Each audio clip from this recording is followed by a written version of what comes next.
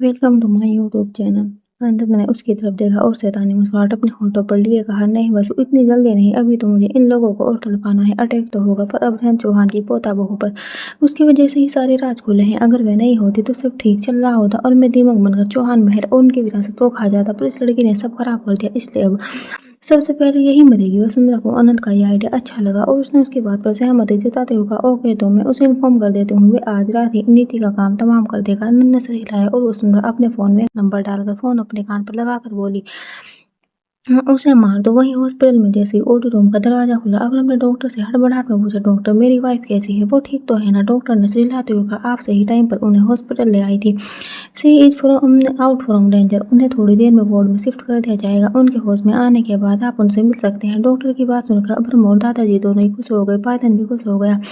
दादाजी ने अब्रम के कंधे पर हाथ रखते हुए कहा, देखा हमने कहा था ना तुमसे, हमारी पोता बहू को कुछ नहीं होगा, हमारी बहू की बहुत हिम्मत वाली है, बिल्कुल तुम्हारी दादी माँ सुलोचना की तरह बहुत हिम्मत वाली है, कहते हुए दादाजी मुस्कुरा रहे थे।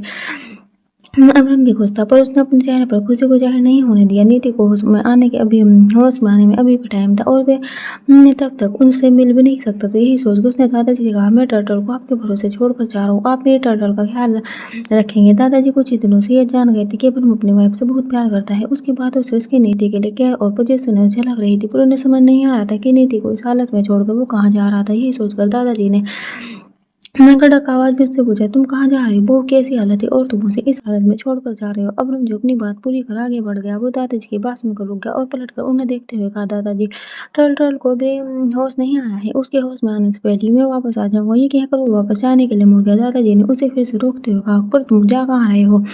अब्रम ने दो उंगलियां अपने माथे पर रखी और अपना माथा सहलाते हुए आंखें बंद कर कहा, उन लोगों को सजा देने जो मेरी टर्टल की हालत के जिम्मेदार। ये सुनते ही दादाजी ने अगला सवाल किया, क्या तुम्हें पता है अटैक किसने किया? अब्रम हल्का सा मुड़ा और दादाजी को तिरछी नजरों से देखते हुए गुटन मुस्कान के साथ कहा, आई नो हम, और वो बहुत जल्द उस आदमी के बारे में जान जाएगी। ये बोलकर वो दादाजी की बात सुनने बिना ही चला गया। दादाजी उसे सवाल नजरों से जाते हुए देखते रह गए और सोचते हुए खुद से बोले, कौन हो सकता है वो? और अब्रम उसे कैसे जानता है? यहाँ तो ये सालों बाद लौट कर आया है, फिर कैसे उसे जानता है? उधर अब्रम की कार एक क्लब के बाहर रुकी। पायथन ने ब्रेक लगाते ही कहा, पेस्ट मैं पहले में जाता हूँ, अगर वो क्लब में होगा तो मैं आपको इन्फॉर्म कर दूंगा। अब्रम ने उसकी बात का कोई जवाब नहीं दिया और कार से उतरकर अंदर चला गया। पायथन को मुंह खोले जाते हुए देखता रह गया और फिर वो भी कार से निकलते हुए बोला, पेस्ट ये बीस्ट बिना कुछ बोलते नहीं है, बस कर देते हैं। बोलते हुए पायथन भी अब्रम के पीछे क्लब के अंदर चला गया। अब्रम क्लब में आया और अपने गुस्से वाली आंखों से पूरे क्लब को एक्सप्लोर करने लगा। उसकी आंखें गुस्से में जल रही थी और वह आदमी को ढूंढ रहा था जिसके आदमी ने उस पर हमला किया था। तब स्टेज पर एक खूबसूरत लड़की डांस परफॉर्म करने आई। म्यूजिक चेंज हुआ और सभी उस लड़की का डांस देखने लगे। किसी को मैं उसके परफॉर्मेंस को देखकर सभी जोर जोर से तालियां और सीटी बजाने लगे थे। वहीं अब्रम पर उस लड़की की खूबसूरती और डांस का कोई असर नहीं हो रहा था। वह तो अभी भी उस आदमी को ढूंढ रहा था और उसे ढूंढते हुए लोगों की भीड़ में घुस गया था।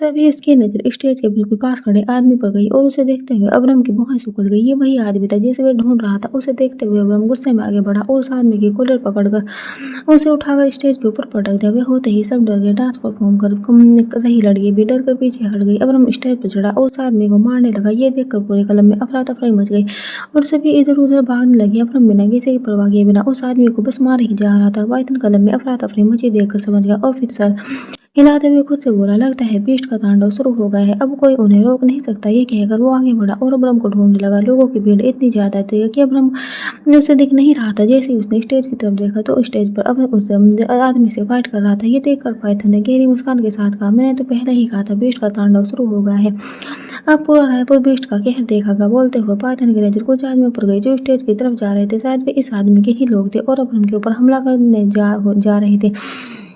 ये देखकर पायथन भीड़ को धक्का देते हुए तेजी से सो जाने लगा। इस बीच एक लड़की को जोर से धक्का लग गया और उस लड़की ने पायथन का हाथ पकड़कर अपनी तरफ घुमाया और उसके गाल पर एक जोरदार थप्पड़ चिपका दिया। ये सब इतनी जल्दी हुआ कि पायथन को कुछ समझ नहीं आया। जब तक उसे कुछ समझ आया वो लड़की जा चुकी थी। पायथन ने अपने उस गाल पर हाथ रखकर गुस्से में बोला, इसे तो मैं बाद में देख लूंगा, पर पहले मेरा बीस्ट के पास जाना ज्यादा जरूरी है। वो जैसे ही बीस्ट के पास पहुंचा उस पर एक आदमी को अटैक करते देखकर उसने तुरंत ही उसका हाथ पकड़ लिया और उसके हाथ को मोड़कर तोड़ दिया। वो आदमी दर्द में बुरी तरह चिल्लाया। पायथन उसे देखते मुस्कुरा कर बोला, तुझे क्या लगा तू बेस्ट पर पीछे से वार करेगा और मैं तुझे करने दूंगा। बेस्ट के एक इशारे पर हमने अपनी जान दे सकते हैं, उनकी जान लेने वाले की जान भी ले सकते हैं। पाइथन ने उस आदमी को बुरी तरह मारा। अब्राहम भी उस आदमी को मारने के साथ साथ उसके आदमी को भी मार रहा था। जब पाइथन ने देखा कि उस आदमी की हालत ऐसी हो गई कि वह अपने पैर पर खड़ा भी नहीं रह सकता,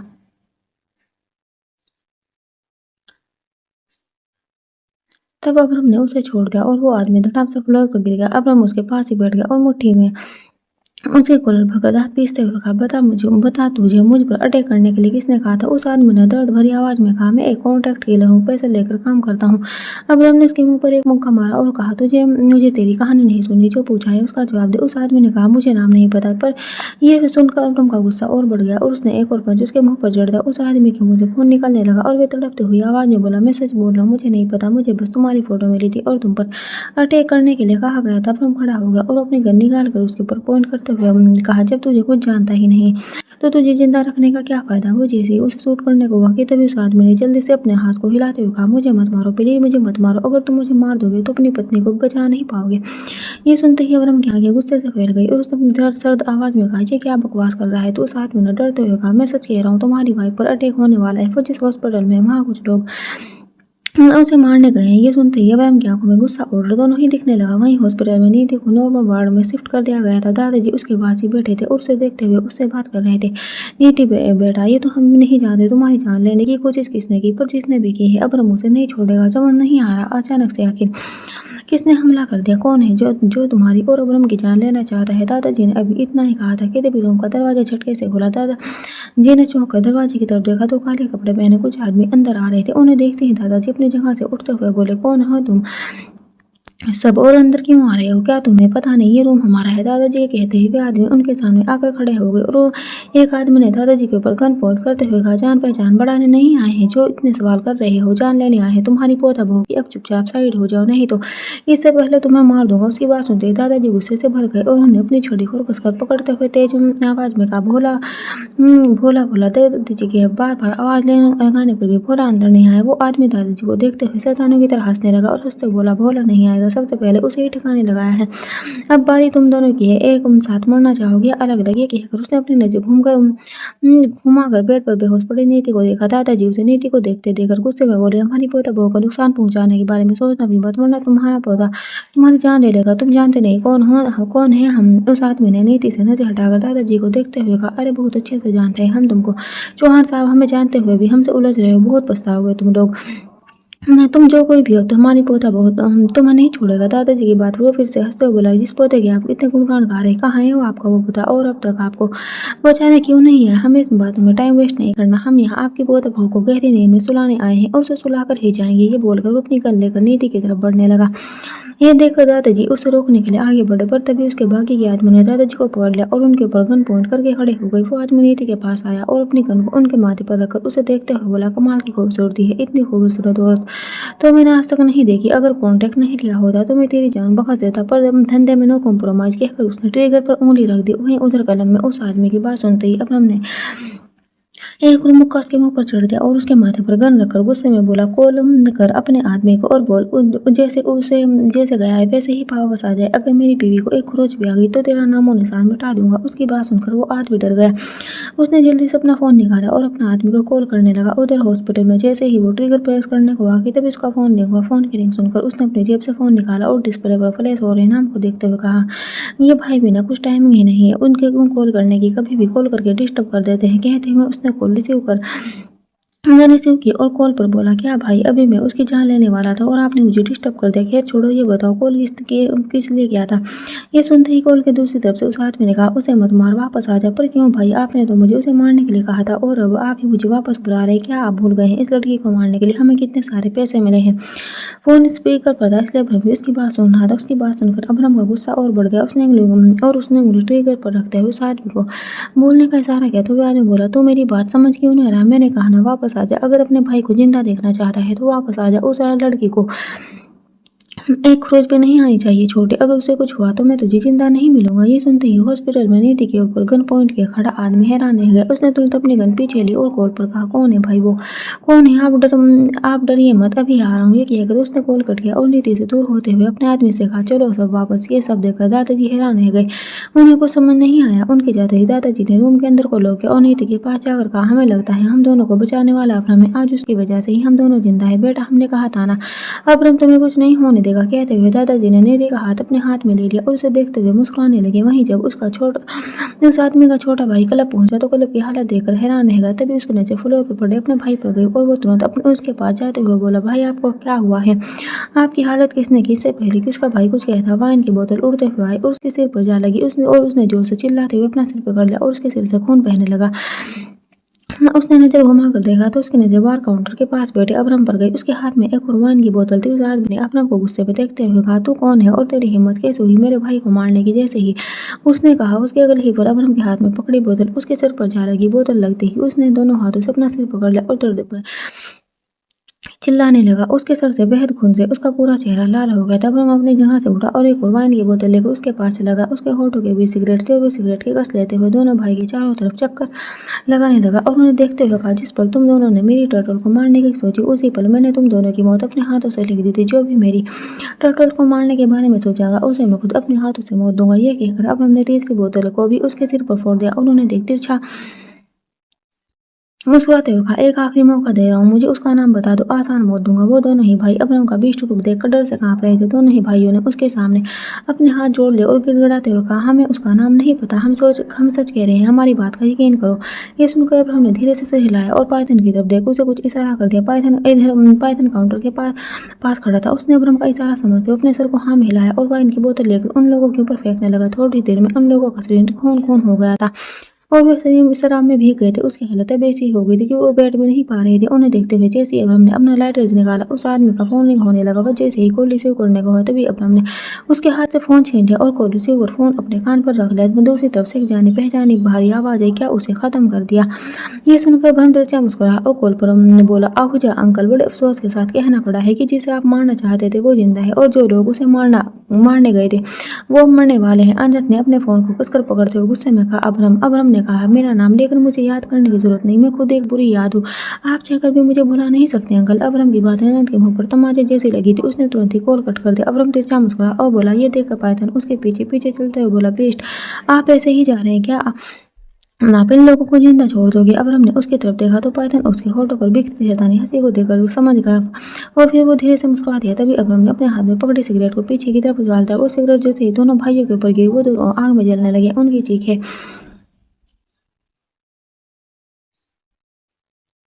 जब अब्राहम के कानों में गई तो उसने गाड़ी के डोर ओपन करते हुए कहा, मर गए, मेरी टर्टल को मारने वाले हॉस्पिटल में जो वो लोग गए गए थे। दादाजी नीति के पास एक सेकंड के लिए भी नहीं हटे थे।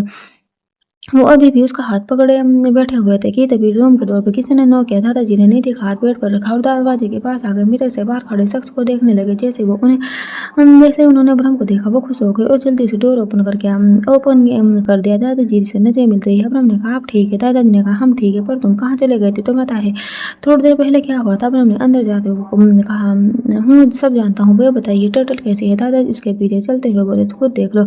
अब्राहम नीति के बेड के पास जाकर खड़ा हो गया और उसे देखने लगा। नीति के सिर पर एक भी खरोच नहीं थी। वे अभी नीति को ध्यान से देख ही रहा था। कितने में दादाजी ने कहा, बताओ कौन थे वो लोग? जैसे ही दादा ने उसे यह सवाल किया, अब्राहम ने अपनी गर्दन घुमाकर दादाजी को देखते हुए कहा, पहले आप बताइए, आपने दादाजी दूसरी शादी क्यों करवाई? अब्राहम का अचानक ये पूछना दादाजी को हैरान कर गया और वे असमंजस में बोले, मैं तुमसे क्या पूछ रहा हूँ और तुम क्या बोल रहे हो? अब्राहम ने दादाजी की आंखों में देखते हुए कहा, अगर आपको अपने सवालों का जवाब चाहिए तो पहले मेरे सवालों का जवाब दीजिए। बताइए मुझे, जब डेढ़ शादी नहीं करना चाहते थे तो आपने उनकी शादी वसुंधरा से क्यों करवाई? उसके मुंह से वसुंधरा का नाम सुनकर दादाजी हैरानी के साथ बोले, आज से पहले तो तुमने कभी उसके नाम से नहीं बुलाया, फिर आज तुमने उसका नाम क्यों लिया? अब्राहम ने कहा, आज से पहले मैंने उसका असली चेहरा भी तो नहीं देखा था। दादाजी उसकी बात सुनकर चौंक गए और बीच में ही बोले, क्या मतलब? तुम कहना क्या चाहते हो? अब्राहम ने कहा, वो इतने सालों से हमें धोखा देती आ रही है। उसने मुझे मारने की कोशिश की, टर्टल को मारने की कोशिश की, सिर्फ हमारी प्रॉपर्टी के लिए। इनफैक्ट उसने पापा से शादी भी पैसों के लिए की थी। उन्हें हमारी प्रॉपर्टी, हमारा पैसा चाहिए था। जैसे ही दादाजी ने ये सब सुना वो दंग रह गए। कुछ पल के लिए खामोशी ने उनके होठों पर डेरा डाल लिया। उन्हें समझ नहीं आ रहा था कि आखिर उनसे इतनी बड़ी गलती कैसे हो गई। इतने सालों से वो उसका असली चेहरा क्यों नहीं देख पाए। दादाजी वहीं पर नीचे उठकर बैठ गए और अपना चश्मा ठीक करते हुए उन्होंने कहा, ये तो हम जानते थे कि तुम्हारी जान को खतरा है और ये भी जानते हैं कि हर एक्सीडेंट तो यूं ही नहीं हुआ, उसके पीछे भी कोई बड़ी वजह है, पर ये नहीं जानते थे कि इन सब के पीछे वो सुन रहा है। जब आरंभ एक्सीडेंट हुआ तभी हमें अंदेशा हो गया था कि जो कोई कि कोई तो है जो तुम्हें नुकसान पहुंचाना चाहते हैं और इस वजह से हमने अपनी वसीयत चेंज कर दी। तुम्हें प्रॉपर्टी का ओनर तो बताया, पर तुम पूरी प्रॉपर्टी तुम्हें तभी मिलेगी जब तुम 26 साल के हो जाओगे। हम जानते थे जब तक तुम 26 साल के होगे तब तक तुम खुद को संभाल लोगे, तुम समझ जाओगे कि तुम्हारे दुश्मन कौन है और दोस्त कौन है तुम्हारी जान बचाने का। इससे अच्छा दूसरा तरीका हमें नहीं समझ आया। अब हम दादाजी की बात पर अब्र ने कहा, आपने अच्छा सोचा दादाजी, पर वसुंधरा आपकी सोच से 2 कदम आगे थी। उसने मेरे बर्थडे वाले दिन मुझे मारने का प्लान बनाया था। वो तो उसके कुछ करने से पहले मुझे सब पता चल गया। वो मुझे मारकर हमारी प्रॉपर्टी हड़पने वाली थी और उसका शटर की वजह से ही मेरे सामने आया। और आज जो उस पर हमला हुआ था वो भी वसुंधरा ही ने ही करवाया था। दादाजी उसे देखते हुए ध्यान से उसकी बात सुन रहे थे। अब्रम भी उसकी आंखों में देखते हुए उन्हें सारा सच बता रहा था। और तभी उसने आगे कहा, मुझे बताइए आखिर आपने ऐसी औरत से क्यों डेट की शादी क्यों करवाई जिसे रिश्तों से नहीं पैसों में इंटरेस्ट है, जो रिश्तों की नहीं पैसों की कदर करती है। दादाजी ने अपना सिर झुका लिया और जमीन को देखते हुए बोले, मुझे क्या पता था बेटा कि वो ऐसी औरत निकलेगी। जब वो मेरी केयर टेकर बनकर हवेली में आई थी तो मुझे अपना ख्याल लगाते देखकर मैं उसके बारे में अच्छा सोचने लगा था। मुझे लगा वो एक अच्छी औरत है। और जब एक्सीडेंट में शांति के गुजर जाने के बाद जिस तरह से वो तुम्हारी और आराम की देखभाल करने लगी थी, मुझे लगा तुम दोनों को संभाल लेगी, तुम दोनों की जिंदगी में शांति की कमी को पूरा कर देगी। और इसी वजह से मैंने आराम के लिए इतने सारे रिश्तों को ठुकरा दिया और उसे अपने घर की बहू बनाने का फैसला किया। मेरा बेटा कभी दूसरी शादी नहीं करना चाहता था, पर मैंने उसे शांति की कसम देकर मजबूर कर दिया ताकि तुम्हें एक मां मिल सके। मेरे लिए इरादे गलत नहीं थे बेटा, आपके इरादे गलत नहीं थे दादाजी, पर आपके जिस इंसान पर भरोसा किया वो गलत था दादाजी। अब्रम ने दादाजी की अधूरी बात को पूरी करते हुए कहा, तो दादाजी को शर्मिंदगी से उसकी तरफ देखा। अब्रम ने उन्हें यूं अब्रम उन्हें ही देख रहा था और उनकी आंखों में देखते हुए कहा, आप जानते हैं इन सब में उसका साथ किसने दिया। दादाजी ने उसे देखते हुए अपने सिर को ना में हिला दिया। तो अब्रम ने कहा, आहूजा अंकल। आहूजा अंकल ने वसुंधरा का साथ दिया, हमें उन दोनों ने मिलकर धोखा दिया है। आपको पता है दादाजी, वसुंधरा को जो शेयर आपने दिए थे उन शेयर का जितना भी प्रॉफिट होता था वसुंधरा ने उस प्रॉफिट से एक कंपनी बिल्डअप की और आज वो कंपनी चौहान कंस्ट्रक्शन के बराबर आकर खड़ी हो गई। दादाजी ये सुनकर और हैरान रह गए और हैरानी से अब्रम को देखते हुए बोले, कौन सी कंपनी, तो कि तुम किस कंपनी की बात कर रहे हो। अब्रम ने उसकी आंखों में देखते हुए कहा, खन्ना कंस्ट्रक्शन। ये सुनते ही अब दादाजी जी के माथे पर सलवटें उभर आई और वे कुछ सोचने लगे। तभी अब्रम ने आगे कहा, मुझे एक बात समझ में नहीं आ रही, जब वसुंधरा ने आहूजा अंकल के साथ मिलकर हमें धोखा दिया तो फिर हमें उसने खन्ना कंस्ट्रक्शन से क्यों इन्वेस्ट किया, क्यों उसने इस कंपनी को बनाया और अरविंद खन्ना से उसका क्या रिश्ता है। जब अफेयर उसका आहूजा के साथ चल रहा था तो उसने अरविंद खन्ना से पैसे क्यों लिए। अब्रम की बात सुनकर दादाजी सोच में पड़ गए और मन में बोले, अरविंद अनंत नहीं, इन दोनों का संजय अब्रम के सामने नहीं आ सकता। अगर उसे सच पता चला वो तो मुझसे नफरत करने लगेगा। नहीं, मैं उसे कुछ नहीं बताऊंगा पहले से। अब्रम और हमारे बीच कुछ ठीक नहीं है। हम अपने बनते रिश्ते को बिगाड़ नहीं सकते। हम अरविंद और अनंत का सच कभी भी अब्रम के सामने नहीं आने देंगे, कभी नहीं। उन्हें खामोश देखकर अब्रम ने गहरी नजरों से देखते हुए कहा, क्या हुआ दादाजी, आप चुप क्यों हो, क्या आप जानते हैं दोनों के बीच क्या संबंध है, क्या आप जानते हैं वसुंधरा का खन्ना कंस्ट्रक्शन से क्या रिश्ता है। दादाजी अचानक से खड़े हुए और अब्रम से नजर चुराते हुए बोले, नहीं, हमें इस बारे में कुछ नहीं पता। हम भला हम कैसे पता होगा, ये सब वसुंधरा ने किया है तो उसे ही पता होगा। अच्छा हुआ बहू की वजह से उसका सच सामने आ गया, वरना जाने वो कब तक हमें ऐसे धोखा देती रहती।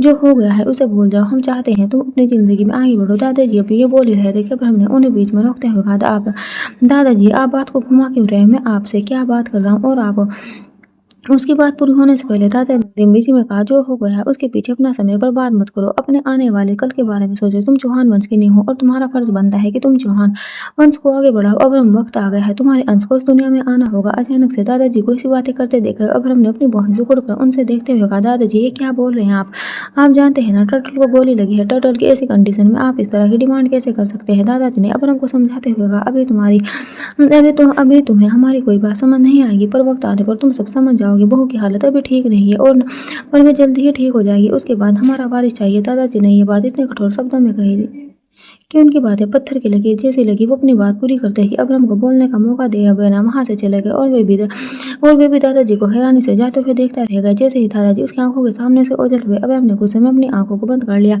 और मुट्ठी को कसकर भींच लिया। वो नीति के पास बैठकर उसका हाथ अपने हाथ में लेकर उसे देखते हुए बोला, कोई तुम्हें कुछ भी कहे टर्टल, मुझे फर्क नहीं पड़ता, मुझे तुम्हारी परवाह है। जब तक तुम हमारे रिश्ते को आगे बढ़ाने के तैयार नहीं हो जाती जब तक मैं तुम पर कोई जिम्मेदारी नहीं डालूंगा। कहते हुए अब्रम को मनाली में कहीं डॉक्टर की बात याद आई जब बत्तीस के गुंडों ने नीति का किडनैप कर लिया था और उसे स्टमक के पास चोट लगी थी, तब डॉक्टर ने अब्रम को नीति से दूर रहने के लिए कहा था और साथ ही प्रेगनेंसी को कम से कम 1 साल तक अवॉइड करने के लिए कहा था। अब्रम को आज भी डॉक्टर की कही एक बात याद थी। उसने अपना एक हाथ नीति के सिर पर रखा और प्यार से उसके सिर को सहलाते हुए कहा, टर्टल जल्दी से तुम होश में आ जाओ और फिर मैं तुम्हें लेकर यहाँ से चला जाऊंगा। मैं नहीं चाहता तुम यहाँ रहकर किसी प्रेशर में हो। अगर तुम यहाँ रही तो दादाजी तुम्हें प्रेशराइज करेंगे और मैं ऐसा नहीं करने दूंगा, इसलिए तुम्हारे होश में आते ही मैं तुम्हें लेकर यहाँ से चला जाऊंगा। अपनी बात पूरी करने पर उसने नीति के हाथ को अपने होठों से चूम लिया और फिर उसके माथे पर किस करके प्यार से उसे देखने लगा। इधर हॉस्पिटल के कॉरिडोर में बैठा पाइथन अपने उसी गाल पर हाथ रखे हुआ था जिस गाल पर उसने उसे थप्पड़ पड़ा था। पाइथन अपने गाल को सहलाते हुए खुद से बोला, कौन थी वो लड़की की हिम्मत कैसे हुई उसकी मुझ पर हाथ उठाने की? वो तो बीस्ट की वजह से मैंने उसे छोड़ दिया, वरना उसे थप्पड़ का जवाब थप्पड़ से देता। एक थप्पड़ मारता। अगले 2 दिन तक वहीं पड़ी रहती। नक्सली बिल्ली खुद को हूर की बुरी समझने वाली अगली बार मिलेगी तो उसे बोलेगी कि साथ डिनर पर भेजूंगा। बलेकी को देखते ही उसे अपनी दानी याद आती सब याद आ जाएगी। फिर देखता हूँ वो कैसे बनती है झांसी की रानी। पाइथन खुद से बात करते हुए अभी भी अपने गाल को सहला रहा था कि तभी उसके कानों में जानी पहचानी आवाज गई और पाइथन ने अपनी गर्दन घुमाकर दाईं तरफ देखा। नर्स के कपड़ों में एक लड़की खड़ी थी और दूसरी नर्स से बात कर रही थी। पाइथन को उसकी बेकी दिखाई दे रही थी। वो उसे घूरने लगा और अपनी जगह से उठते हुए बोला, मुझे ऐसा क्यों लग रहा है कि ये वही लड़की है। इतने में ही वहाँ एक और नर्स आई। उस लड़की का हाथ पकड़ उसे अपने साथ ले जाते बोली, चलो जल्दी मेरे साथ, पहला नंबर 4 की डिलीवरी का टाइम हो गया है। तुम्हें देखना था ना बच्चे कैसे बोर्न होते हैं। आज मैं तुम्हें दिखाती हूँ बच्चे माँ के स्टमक से भाग्य से बाहर आते हैं। ये सुनते हुए लड़की एक्साइटेड हो गई और उसके साथ चलते हुए बोली, क्या सच में तुम मुझे दिखाओगी? तुम्हें पता है मैं कब से इसे किसी बच्चे को बोर्न होते हुए देखना चाहती थी। वाह बेबी, कितना कूल फील करता होगा ना अपनी मामा के स्टमक से बाहर आकर। उसकी बात सुनकर उसे ले जा रही नर्स ने कहा, यार खुशी तो बिना छोटी छोटी बातों में खुशियाँ ढूंढ लेती है। खुशी उसकी बात सुनकर मुस्कुरा कर रह गई। पाइथन उसका पीछा कर ही रहा था कि तभी एक आदमी उससे टकरा गया। टक्कर होते ही पाइथन घूमा पर वो जल्दी से मुड़ा और उसने सामने देखा तो खुशी उसे कहीं नहीं दिखी। वो उसकी आंखों के सामने से ओझल हो गई थी।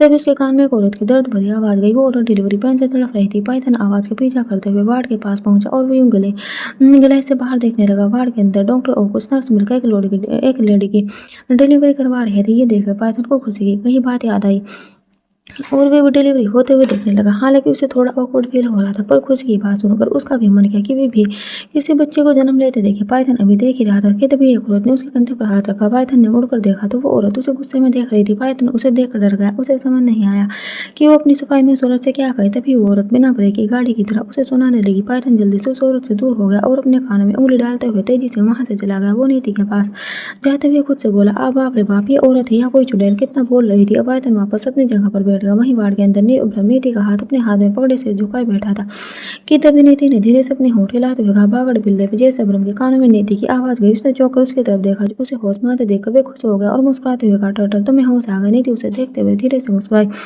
अब्रम ने एक बार फिर उसके माथे को चूम लिया और उसका सिर सहलाते हुए कहा, तुम ठीक तो हो ना? नीति ने हाँ में अपनी पलकें झपका दी और एक हाथ से उसे गले लगाने का इशारा करने लगी। ये देखकर अब्रम की मुस्कान और गहरी हो गई।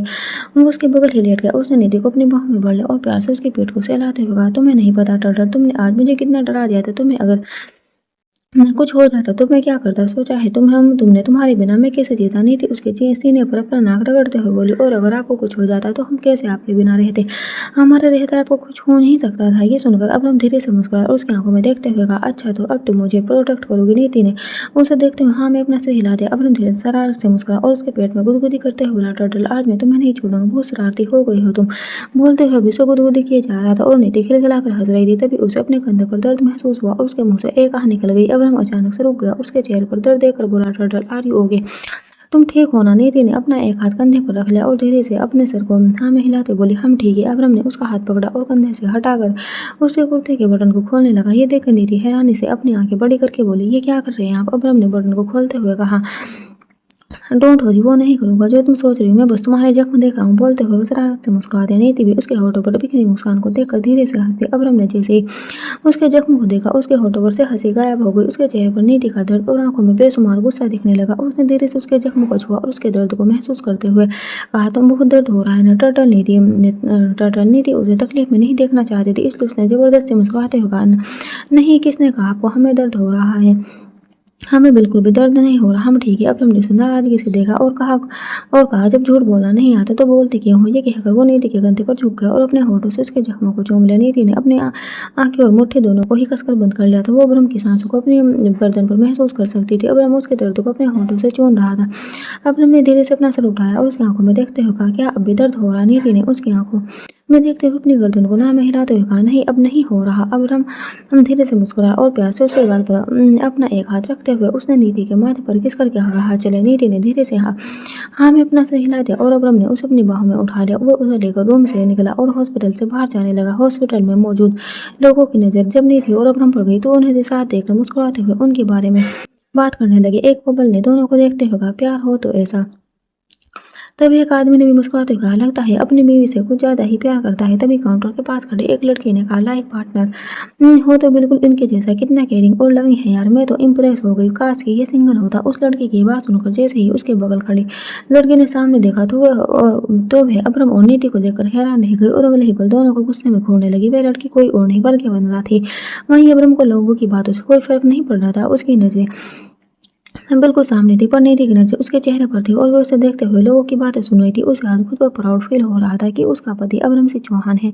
वो अभी भी अब्रम को मुस्कुराते हुए देख रही थी कि तभी उसकी नजर जैसे ही वंदना पर गई उसके होठों पर शैतानी मुस्कुराहट तैर गई। उसने वंदना को जलाने के लिए बड़ी ही अदा से अब्रम की गर्दन में अपने हाथ को लपेटा और उसके एक गाल पर अपनी हथेली रखते हुए दूसरे गाल को अपने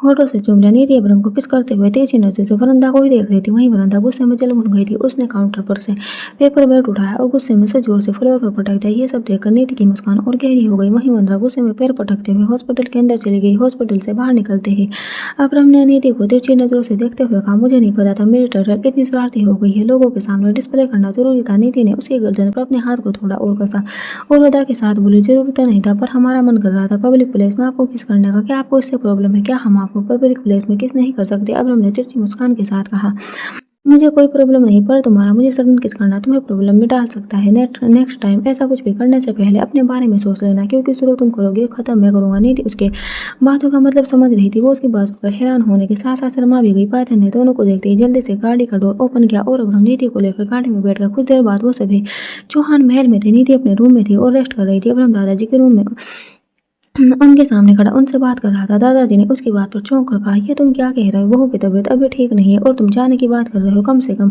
बहू की तबीयत ठीक हो जाने तक तो यहीं रुको। अब्रम ने अपना फैसला सुनाते हुए कहा, नहीं दादाजी, मुझे जितना यहाँ रुकना था मैं रुक गया। जो बात करनी थी आपसे कर ली, पर अब मैं वापस जाना चाहता हूँ। मैं नहीं चाहता मैं यहाँ मेरे टर्टल को और किसी परेशानी का सामना करना पड़े। दादाजी ने उसे समझाते हुए कहा, अब्रम हम तुम्हारी बात समझ रहे हैं। तुम बहू को लेकर परेशान हो, पर बेटा इतनी जल्दबाजी करना अच्छी बात नहीं। हम तुम्हें रोक नहीं रहे, पर बहू के ठीक होने तक तो तुम यहाँ रुक सकते हो। एक बार बहू ठीक हो जाए और फिर तुम आराम से चले जाना, हम तुम्हें रोकेंगे नहीं। इस बात पर अब्रम ने दादाजी की आंखों में देखते हुए कहा, अगर आप मुझे यहाँ रोकना चाहते हैं तो मुझे ये सच बताइए जो मैं जानना चाहता हूँ। दादाजी उसकी बात सुनकर परेशान हो गए और उससे अपनी नजर चुराते हुए बोले, सच? कौन सा सच? जो भी सच था हमने तुम्हें बता दिया है। अब्रम ने सर कास्टल स्माइल के साथ कहा, नहीं दादाजी, मैं जानता हूँ आप मुझसे कुछ छुपा रहे हैं। दादाजी उसकी बात उसकी तरफ से घूम गए और जमीन को घूमते हुए बोले, तुम्हें कोई गलतफहमी हुई है। हम तुमसे कुछ नहीं छुपा रहे, हमारी बात का विश्वास करो। अब्रम ने अपने दोनों हाथ पेट की जेब में डालते हुए कहा, मैं आप पर भरोसा करना तो चाहता हूँ पर कर नहीं पा रहा हूँ। आपका ये अचानक से नजर चुराकर बात करना मुझे आप पर शक करने के लिए मजबूर कर रहा है। अब्रम कुछ सेकंड के लिए रुक गया और फिर गहरी सांस लेकर उसने आगे कहा, अब मैं यहाँ तभी वापस आऊंगा जब आप मुझे पूरा सच बताओगे, इसलिए कल सुबह होते ही मैं टर्टल को लेकर चला जाऊंगा। दादाजी उसे हैरान से देखते रह गए और अब्रम अपनी बात पूरी कर वहां से चला गया। इधर वंदना जब हॉस्पिटल से अपने घर पहुंची तो उसने अपने घर में मौजूद शख्स को देखकर हैरान रह गई। उसके मॉम डैड भी हैरानी से अपने सामने खड़े शख्स को देख रहे थे और तभी वंदना ने आश्चर्यचकित होकर कहा, भाई साहब आप जिंदा हैं, पर हमें तो खबर मिली थी कि आप उसकी बात पूरी भी होती उससे पहले। वंदना के सामने खड़े सुरेश चौधरी ने कहा, हाँ वंदना, मैं जिंदा हूँ। लोगों ने मुझे मारने की बहुत कोशिश की पर मैं बच गया। सुरेश के गले लग गया और भावुक होकर बोला, भाई साहब आपको पता नहीं मैंने आपको कहाँ कहाँ नहीं ढूंढा। आपके जाने के बाद तो मैं बहुत अकेला पड़ गया था। मुझे लगा मैंने आपको हमेशा के लिए खो दिया है, पर भगवान का शुक्र आप सही सलामत वापस आ गए। भले ही आपको आने में सालों लग गए, पर आप मेरे पास वापस आ गए। भाई साहब मेरे लिए इतना ही काफी है। सलेश का साथ देते हुए वंदना भी मुस्कुराकर बोली, भाई साहब आप अकेले क्यों आए? भाभी और बच्चे कहाँ हैं? सुरेश ने सलेस से अलग होकर कहा, मेरा एक्सीडेंट हुआ था और इस एक्सीडेंट में मैंने सबको खो दिया, पर मुझे विश्वास है मेरा परिवार जिंदा है। मुझे मेरे बच्चे और मेरी पत्नी एक दिन मुझे वापस मिल जाएंगे। वंदना अपनी मुस्कुराहट को बरकरार रखते हुए बोली, बिल्कुल भाई साहब, मैं भगवान से प्रार्थना करूंगी भाभी और बच्चे आपको जल्दी मिल जाए। पर भाई साहब, आप इतने सालों तक थे कहाँ? सलेस ने भी इसी बात पर कहा था।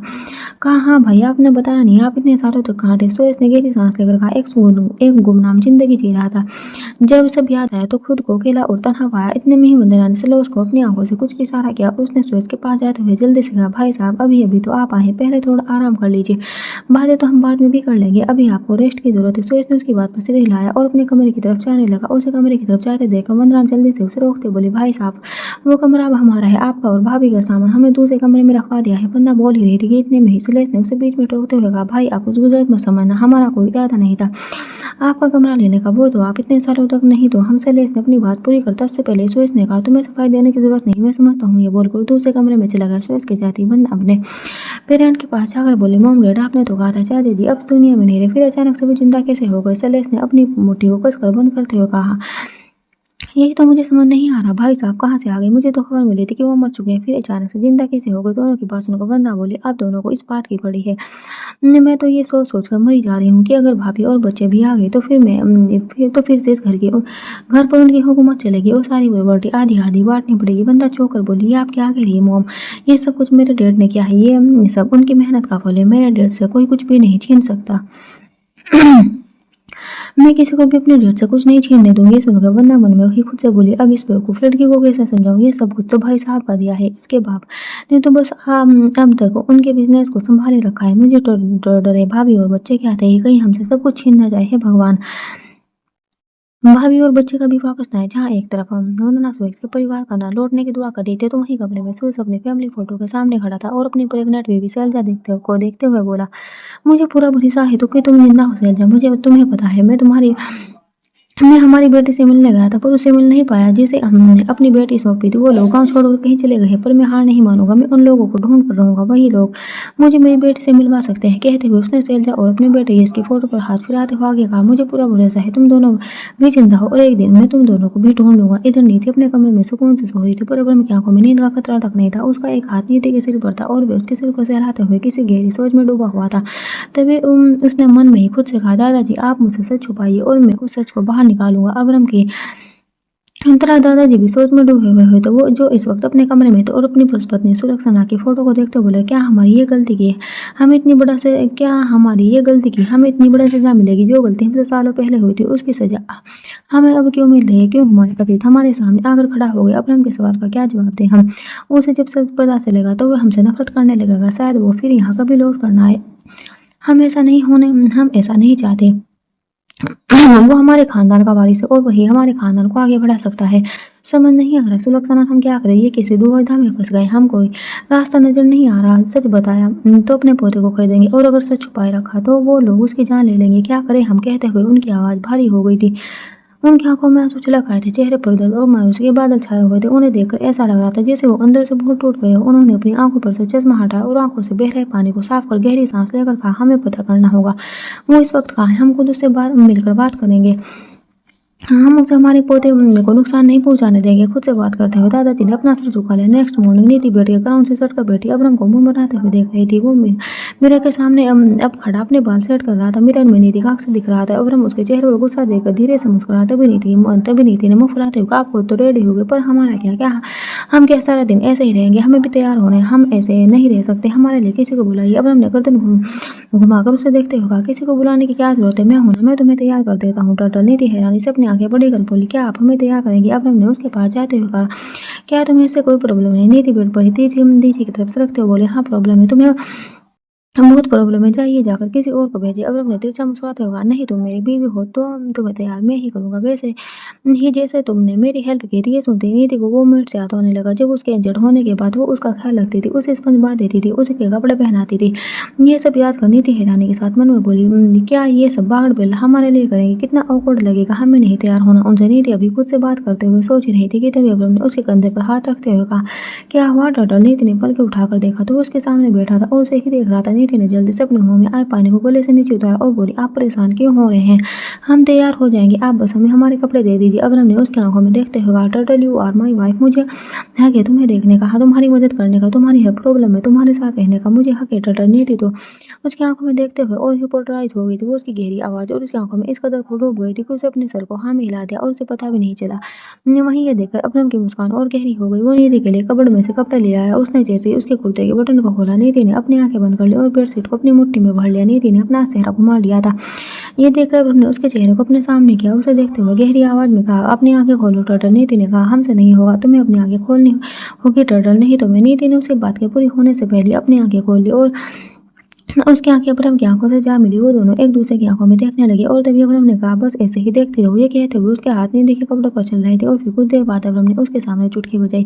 नीति ने सक पकाते हुए उसने अपनी पलकों को झुका लिया। जैसे ही उसकी नजर उसके कपड़ों पर गई, वे अपने कपड़े देखकर हैरान रह गई। अब्राहम ने उसके कपड़े चेंज कर दिए थे और उसे पता भी नहीं चला। उसने हैरानी से अपनी खूबसूरत आंखों को बड़ा करते हुए कहा, आपने ये कब किया? आप तो हमें देख रहे थे और फिर आपने कैसे? अब्राहम ने अचानक ही उसके बड़बड़ाते होठों पर उंगली रखकर उसे शांत कर दिया और मुस्कुराते हुए कहा, तुम्हें क्या लगा था मैं तुम्हें देखूंगा टर्टल? मैं तुम्हारी मर्जी के बिना तुम्हें छूऊंगा भी नहीं, because I love you, I respect you turtle. प्यार के साथ इज्जत करने वाला मिल जाए, इससे छोड़ की और ही क्या बात हो सकती है? नीति को आज फिर से खुद पर प्राउड फील हो रहा था कि अब्राहम उसका पति है। वो मुस्कुराते हुए झट से उसके गले लग गई। वो दोनों ही तैयार होकर हॉल में आ गए। जैसे ही दादाजी ने दोनों को देखा तो धीरे से मुस्कुरा दिए, पर जब उनकी नजर लगेज पर गई तो उनके होठों से मुस्कान गायब हो गई और वो अपना चश्मा ठीक करते हुए अब्राहम से बोले, क्या तुम सच में जा रहे हो? अब्राहम ने उनकी आंखों में देखते हुए कहा, हाँ मैं आज ही जा रहा हूँ। ये सुनते ही दादाजी के साथ नीति भी हैरान है कि दादाजी ने कहा, पर बेटा बहू की तबीयत। उनकी बात पूरी होने से पहले अब्राहम ने बीच में ही कहा, टर्टल ठीक है, चल सकती है और ट्रेवल भी कर सकती है। कहते हुए उसने तिरछी नजरों से नीति को देखा। वो तो वो इशारों में उनसे बोली, पर ये आप क्या कह रहे हैं? हम अचानक से कैसे जा सकते हैं? अब्राहम ने उसकी नजरों के सवाल को समझा और उसके हाथ को कसकर पकड़ते हुए कहा, शांत रहो टर्टल, तुम्हें कुछ भी बोलने की जरूरत नहीं, और